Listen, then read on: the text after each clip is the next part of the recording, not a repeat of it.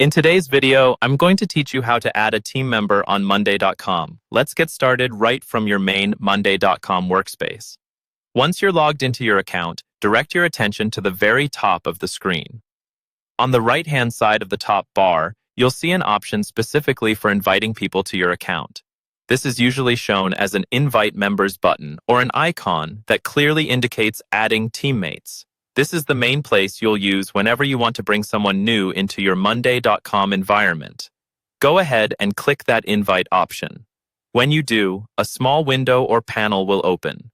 In this area, you'll see a field where you can type in an email address. This is how Monday.com sends a secure invitation to the person you want to add. Take a moment here to double-check the spelling as you type the email address. If the email is incorrect, the invite either won't arrive or it'll go to the wrong person, so it's worth verifying carefully. You can usually add more than one team member at once by separating each email address, depending on your plan and interface version. If you're inviting several people, it can be helpful to gather all the addresses beforehand so you can paste them directly into the field, saving time and reducing errors. Once you've entered the correct email address or addresses, look for the button labeled Invite. This is typically located just below or next to the email field.